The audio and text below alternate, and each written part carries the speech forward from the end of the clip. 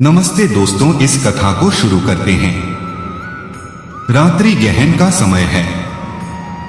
एक प्राचीन आश्रम में जहां गंगा की शाखा बहती है, चांदनी की किरणें पेड़ों के पत्तों से छनकर जमीन पर चांदी बिखेर रही हैं। शिष्य सत्यव्रत अपने गुरु महर्षि नारद मुनि के समक्ष चुपचाप बैठा है। गुरु ने अभी अभी विष्णु पुराण के द्वितीय अंश का विस्तार से वर्णन किया है। भूमंडल की संरचना, सप्तद्वीपों की व्यवस्था, लवण सागर से लेकर शर्करा सागर, दधि सागर, घृत सागर, दुग्ध सागर, सुरा सागर और अंत में शुद्ध जल का पुष्कर सागर तक। मेरु पर्वत की स्वर्णिम चोटी, जहां ब्रह्मा का निवास है, सूर्यदेव का 7 घोड़ों वाला रथ जो समय को नियंत्रित करता है, चंद्रमा की शीतल किरणें, ग्रहों की गति, भारतवर्ष की पवित्रता, सब कुछ वर्णित हो चुका है। शिष्य की आंखें आश्चर्य से चमक रही हैं, लेकिन मन में एक गहन प्रश्न उमड़ रहा है। सत्यव्रत, हे गुरुदेव, आपने जो यह ब्रह्मांड का वर्णन किया, जम्बूद्वीप में भारतवर्ष जहां मनुष्य जन्म लेकर मोक्ष प्राप्त कर सकता है, लाक्षद्वीप जहां लोग शतायु होते हैं, शाल्मली द्वीप जहां सुख की अधिकता है, कुशद्वीप, क्रौचद्वीप, शाकद्वीप, पुष्करद्वीप तक, और इनके बीच के 7 महासागर जो अलग अलग रसों से भरे हैं, मेरु पर्वत जो सबका केंद्र है, सूर्य की किरणें जो सभी लोगों को प्रकाश देती हैं, यह सब सुनकर मेरी बुद्धि चकित है। यह सृष्टि कितनी अनंत, कितनी व्यवस्थित और कितनी चमत्कारपूर्ण है। परंतु हे महर्षि, इतना विस्तृत ज्ञान प्राप्त करने के बाद साधक को क्या करना चाहिए?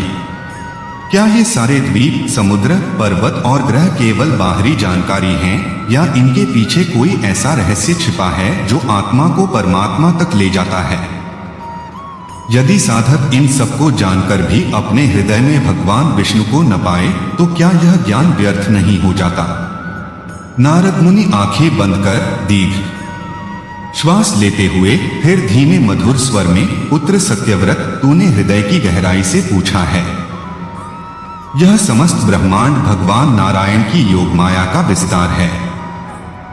जम्बूद्वीप से पुष्करद्वीप तक की यह रचना, 7 समुद्रों का यह चक्र, मेरु की यह ऊंचाई, सब कुछ उनकी लीला का एक छोटा सा अंश मात्र है। ये लोग हमें दिखाते हैं कि सृष्टि कितनी सुंदर ढंग से संचालित है, परंतु सच्चा उद्देश्य तो यह है कि साधक इन बाहरी दृश्यों से ऊपर उठकर भीतर यात्रा करे।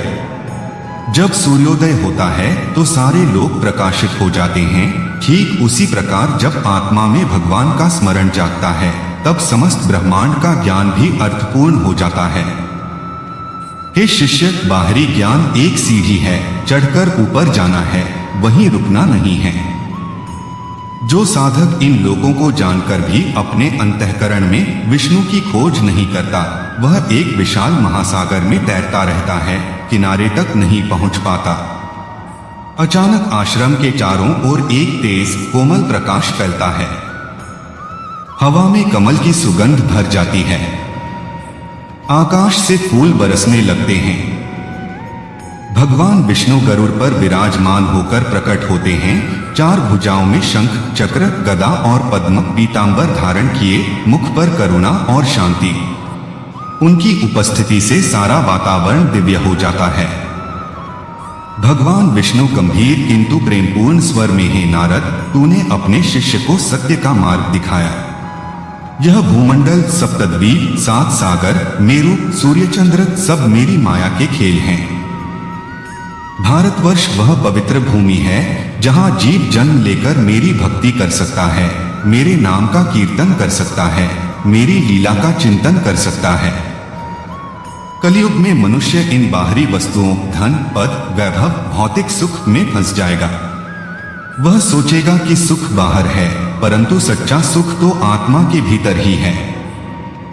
जो मेरे नाम नारायण का जप करता है, जो मेरी भक्ति में लीन होता है, वह इस विशाल ब्रह्मांड से परे मेरे परम पद को प्राप्त करता है।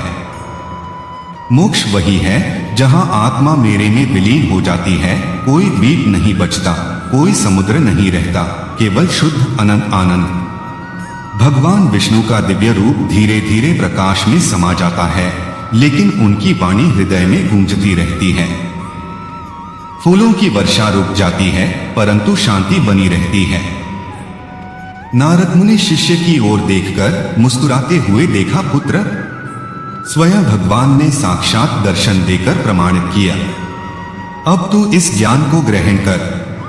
रोज प्रातःकाल और संध्या में विष्णु सहस्रनाम का पाठ कर। ध्यान में मेरु पर्वत की कल्पना कर। सप्तद्वीपों को अपनी चेतना में देख, परंतु अंत में सब कुछ छोड़कर केवल भगवान के चरणों में समर्पित हो जा। भक्ति ही वह सेतु है जो बाहरी सृष्टि से आंतरिक मोक्ष तक ले जाती है।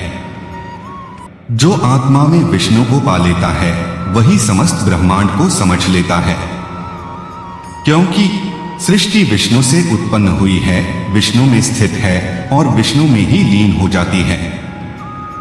गुरु और शिष्य दोनों हाथ जोड़कर भगवान का स्मरण करते हैं। चांदनी और अधिक चमकने लगती है, जैसे सारे तारे भी इस दिव्य संवाद में शामिल हो गए हों। इस कथा से प्राप्त शिक्षा ब्रह्मांड का भौतिक और पौराणिक ज्ञान कितना भी विस्तृत हो, वह केवल एक माध्यम है। अंतिम लक्ष्य आत्मा में परमात्मा की प्राप्ति है। सप्तद्वीप और 7 सागर हमें सिखाते हैं कि सृष्टि एक चेतन, जीवंत और सुनियोजित लीला है जो भगवान विष्णु की योग माया से चलती है। कलयुग की भौतिकता से बचने का सबसे सरल और शक्तिशाली मार्ग है निरंतर विष्णु नाम जप और भक्ति। सच्चा शांति और आनंद बाहर नहीं, भीतर है। जब मनुष्य यह समझ लेता है तब उसकी चेतना ब्रह्मांडीय एकता में विलीन हो जाती है। यह कथा रात के समय सुनने या पढ़ने से मन में गहन शांति और ब्रह्मबोध जागृत होता है। हर बार सुनने पर नया अर्थ खुलता है, हर बार चिंतन करने पर नई जागृति मिलती है। अब तू भी इस दिव्य यात्रा का हिस्सा बन जा, हे साधक। जय श्री हरि, जय विष्णु।